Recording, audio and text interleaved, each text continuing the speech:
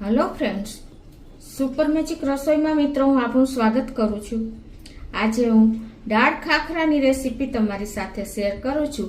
જે એકદમ દાળ પકવાનથી કંટાળી ગયા હો ને તો તમે ચોક્કસ એક વખત આ રીતે ટ્રાય કરજો મિત્રો, અને તમને ગમે તો લાઈક કરજો, શેર કરજો અને સબસ્ક્રાઇબ કરવાનું તો ભૂલતા જ નહીં। અને મિત્રો બાજુમાં રહેલું બેલ આઇકનને પણ પ્રેસ કરજો, જેથી કરીને લેટેસ્ટ વિડીયોની માહિતી તમને મળતી રહે। તો બનાવવાનું ચાલુ કરીએ।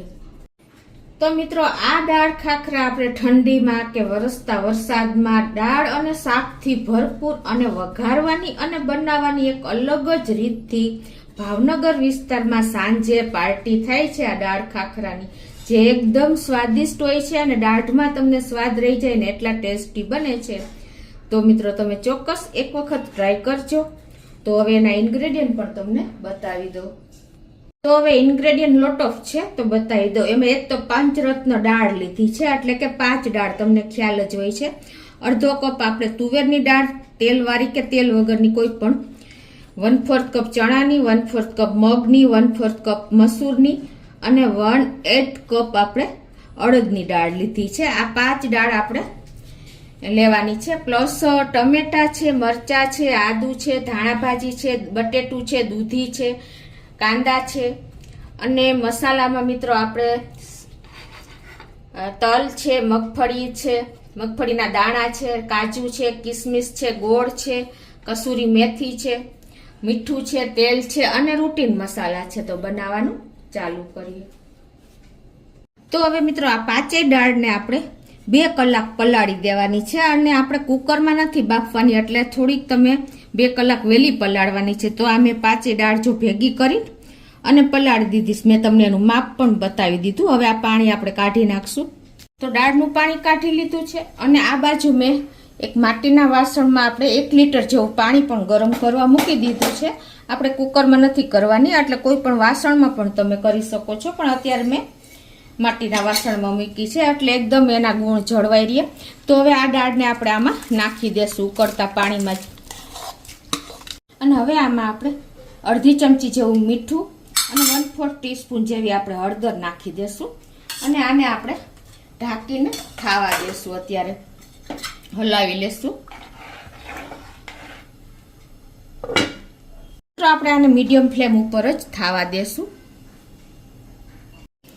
હવે આપણી દાળ ચડે છે ને ત્યાં આપણે શાક ઉમેરવાના છે। તો આ એક પીસ મેં, એટલે કે નાની એવી પીસ દૂધીનો લીધો છે ને એક બટેટું લીધું છે। તો દૂધીને આપણે આ રીતે છાલ પીલ કરી અને એને ખમણવાની છે। તો આ રીતે હવે એને આપણે ખમણી લેશું।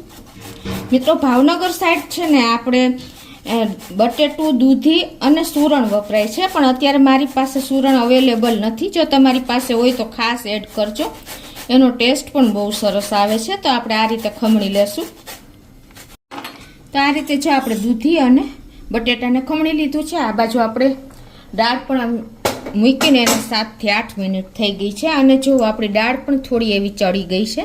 તો હવે આ સ્ટેજે આપણે જે આ દૂધી ખમણ ગ્રેટ કર્યું છે એને આમાં નાખી દેશું। મિત્રો એકદમ શાકભાજીથી ભરપૂર એવું આપણી આ દાળ બને છે, અને એને આપણે આ રીતે મિક્સ કરી લેશું। અને હવે એમાં આપણે ઉકળતી દાળમાં જ આ 1 ઇંચ આદુનો ટુકડો ગ્રેટ કર્યો છે એમાંથી અડધો નાખી દેશું। 4 થી 5 નંગ મરચા સમાર્યા છે એમાંથી પણ આપણે અડધા નાખી દેશું।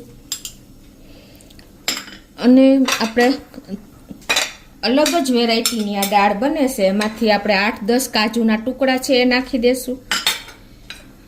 15 થી 20 આપણે કિસમિસ છે એ પણ નાખી દેશું, અને 15 થી 30 દાણા આપણે મગફળીના છે એને પણ આપણે આમાં એડ કરી દેશું। અને 2 કલાક પહેલા મેં 5 થી 7 ખજૂરની પેચીને પલાળી છે, અને એ પણ પલળી જ ગઈ છે। તો એને પણ આપણે આમ જ પાણી સહિત જ એડ કરી દેશું। હવે આને આપણે આ રીતે મિક્સ કરી અને પાછી ઢાંકીને આપણે એને થવા દેશું 10 થી 15 મિનિટ સુધી, એટલે એકદમ સરસ આપણી દાળ તૈયાર થઈ જશે મસાલા સાથે।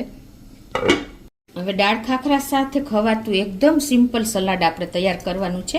એના માટે 1 નંગ ટમેટું સમાર્યું છે, અને 1 નંગ આપણે કાંદો સમારી લીધો મીડિયમ સાઈઝના બને, અને ખારી સિંગ લીધી છે 2 ટેબલ સ્પૂન જેવી, અને જો ખારી સિંગ ન હોય તો તમારે શેકેલી પણ લઈ શકો છો. અને એમાં આપણે અડધી ટીસ્પૂન જેવું લાલ મરચું, અડધી ટીસ્પૂન જેવું આપણે ધાણા જીરું નાખી અને ટેસ્ટ એકોર્ડિંગ અડધી ટીસ્પૂન જેવું મીઠું નાખી દેશું. અને એમાં આપણે થોડી એવી ધાણા ભાજી ઉપરથી નાખી આ રીતે આપણે એને મિક્સ કરી લઈશું. એકદમ સિમ્પલ સલાડ છે, પણ દાળ ખાખરા સાથે ત્યાં આ રીતે ખવાય છે. તો આને આપણે મિક્સ કરી લઈશું. તો આ બાજુ આપણી દાળ જો પણ સરસ કૂક થઈ ગઈ હશે. આટલા ટાઈમમાં તો ઇઝીલી કૂક થઈ જાય છે, કેમ કે આપણે દાળને ગરમ પાણીમાં પલાળી હતી. પ્લસ જો તમારે અંદર પાણી એડ કરવું પડે એમ હોય ને તો ગરમ પાણી જ એડ કરવાનું. અને અત્યારે જો એકદમ સરસ આપણે કુકરની પણ જરૂર ન પડે ને એવી દાળ બફાઈ ગઈ. તમને ખ્યાલ આવી જ જતો હશે મારે પ્રેસ કર્યા વગર. તો હવે આ સ્ટેજે જે આપણે ઉકળે છે ને ત્યાં 1 ટેબલ સ્પૂન જેવો ગોળ વધારે થોડુંક ગળ્યું કરવા માટે એડ કરી દઈશું. ટેસ્ટી દાળ બનાવવા માટે આપણે અડધી ટીસ્પૂન જેવો આપણે સંભારી આપણે નાખી દેવાનો છે, એટલે એના હિસાબે એકદમ સરસ ટેસ્ટ આવશે. અને હવે આપણે જો આને મિક્સ કરી દઈશું મિત્રો. હવે અનેક મસાલાથી ભરપૂર એવી આપણી પૌષ્ટિક દાળ જોવો એકદમ સરસ ઉકળી અને તૈયાર થઈ ગઈ છે. તમારે પાણીની જરૂર પડે તો મેં કીધું એમ સેજ ગરમ પાણી જ એડ કરતા જવાનું. હવે આપણી દાળ ઉકળે છે ને ત્યાં આપણે એક વઘારની તૈયારી કરી લઈશું. દાળને આપણે ખુલ્લી જ ઉકળવા દઈશું. અને આ બાજુ આપણે ગેસ ઓન કરી અને એક પેનમાં 3 ટેબલ સ્પૂન જેવું તેલ મૂકી દઈશું. તો હવે આપણું તેલ સ્લો ફ્લેમ ઉપર જ ગરમ થઈ ગયું છે.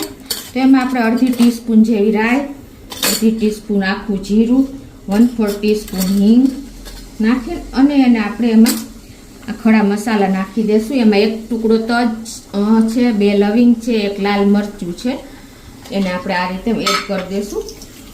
અને હવે એમાં આપણે એને ક્રકલ થવા દઈશું. અને એમાં આપણે જે આ મરચાં સમાર્યા હતા એમાંથી અડધા મરચાં રાખ્યા હતા એ નાખી દઈશું. થોડુંક આદુ રાખ્યું તો એ પણ નાખી દઈશું. અને 1 ટેબલ સ્પૂન જેવા આપણે તલના લીધા છે એને નાખી દઈશું. કસૂરી મેથી છે 2 ટેબલ સ્પૂન જેવી, એને તેલમાં જ આપણે આ રીતે સાંતળી લેશું. અને આ મસાલાને એકદમ સરસ તેલમાં ફ્લેવર બેસી જાય ને ત્યાં સુધી આપણે આને કસૂરી મેથીની પણ કડવાશ દૂર થઈ જાય ત્યાં સુધી આને આપણે તેલમાં કૂક કરશું 1/2 મિનિટ જેવા. અને આપણે જે લીલા લીમડાના પાન લીધા છે 10 થી 15 એને પણ આપણે આ રીતે તેલમાં મિક્સ કરી અને આ સ્ટેજે આપણે એડ કરશું ને તો એનો કલર પણ ગ્રીન રહેશે અને એની ફ્લેવર પણ બહુ સરસ આવશે.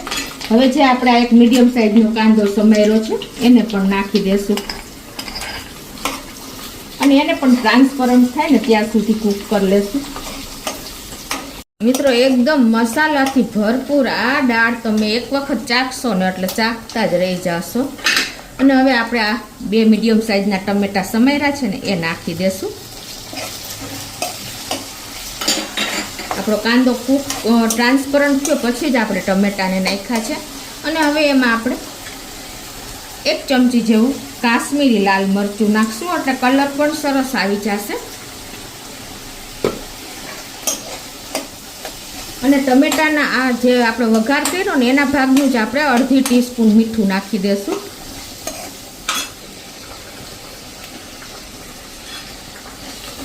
અને હવે આ ટમેટા આપણા કૂક થાય ને એ રીતે આપણે 1-2 મિનિટ આને કૂક થવા દેશું. તો આ બાજુ આપણા ટમેટા પણ જો ગળીને તૈયાર થઈ ગયા છે. એકદમ આપણો ચટાકેદાર વઘાર તૈયાર થયો છે, તમને ખ્યાલ આવી જતો હશે.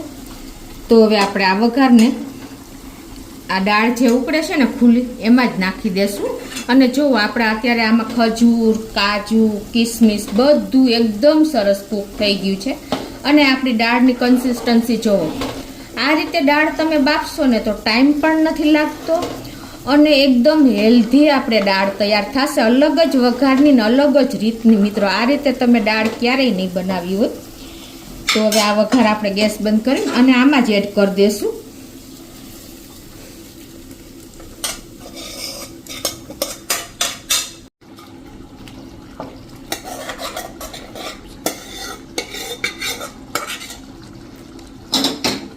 તો જુઓ મિત્રો, આપણી દાળ એકદમ સરસ, જે દાળ ખાખરાની દાળ ભાવનગર વિસ્તારમાં બને છે ને એવી દાળ આજે આપણે ઘરે બની છે મિત્રો.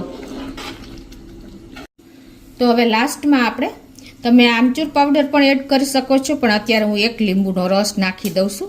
એટલે આપણી ખટાશ, ગળાશ અને તીખાશ કમ્પ્લીટ આપણી દાળ રેડી થઈ ગઈ છે. લાસ્ટમાં લીંબુ એડ કરશો ને તો એનો ટેસ્ટ પણ જળવાઈ રહેશે અને એનો ગુણ પણ જળવાઈ રહેશે. તો આ રીતે આપણી દાળ રેડી છે મિત્રો.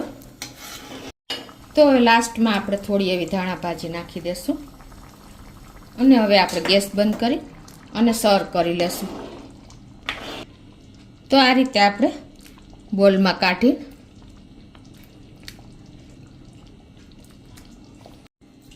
તો આ રીતે મિત્રો જો આપણે ભાવનગરની ડીશ આપણી ઘરે તૈયાર થઈ ગઈ છે, એકદમ ટેસ્ટી એવી. તો ત્યાં આપણે આ નોર્મલ સલાડ અને આ ખાખરા આ રીતે દાળ સાથે ખવાય છે મિત્રો. જો એકદમ ટેસ્ટી, આપણને દાળ પકવાન ભૂલાવી દે ને એવું આ દાળ બની છે. અને પકવાન બનાવવાની ઝંઝટ વગર તમે આ એકદમ ઇઝી પડશે કોઈ ગેસ્ટ આવે તો તમને ચોક્કસ આ દાળ ખાખરાનો વિડીયો ગમે તો લાઈક કરજો, શેર કરજો અને સબસ્ક્રાઈબ કરવાનું તો ભૂલતા જ નહીં.